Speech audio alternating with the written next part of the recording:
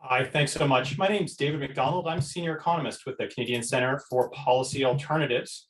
Thanks so much to the Walrus for their invitation tonight and for Oxfam for supporting this session. Tonight, I'm here to talk about how COVID-19 impacted Canadians differently based on income. Now, there's going to have to be some context here. The unemployment impact of COVID-19 was unprecedented. In April 2020, in the first full month of the pandemic, or the economic impact anyway, here in Canada, we hit 13% unemployment. This was only part of the story. The other part was a major loss in hours, people technically being employed, but with half or even fewer, potentially no hours in the job they're working in.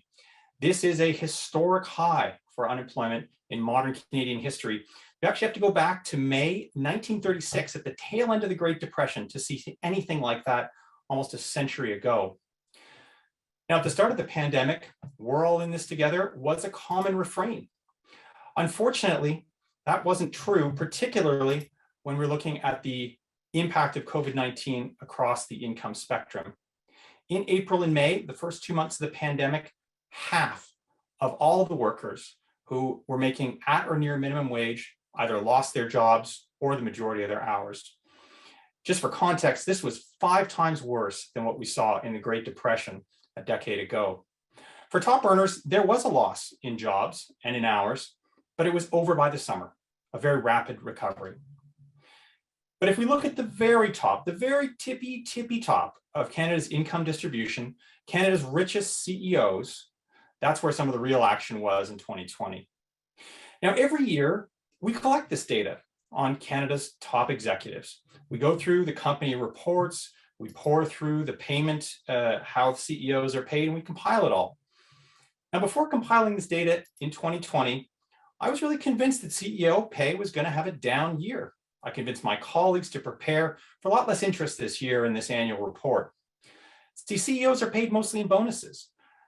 These are bonuses that are linked to the stock price, the profitability, and the revenue goals of the company. And these bonuses make up over 80% of CEO pay, whereas a salary makes up only 10% of their pay, really the exact opposite for most regular Canadians. Now, the pandemic hit workers hard, but it also hit many companies hard, even big ones. And so I thought, perhaps somewhat naively, that this would push CEO pay down because companies wouldn't meet stock price, revenue, and profit targets. Well, lo and behold, that was far too naive, and that's not at all what happened. Incredibly, CEOs managed to increase their pay in 2020 compared to 2019. They hit an average of almost $11 million each, and they made almost 200 times more than the average worker. And I know that's hard to conceptualize. What does 200 times even mean?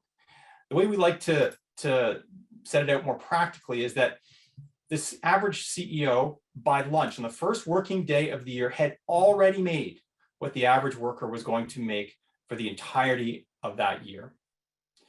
Now, I said earlier on that CEO pay was based on bonuses. So how could it be that some companies did quite poorly, that CEOs in general actually improved their pay in the middle of a pandemic compared to 2019?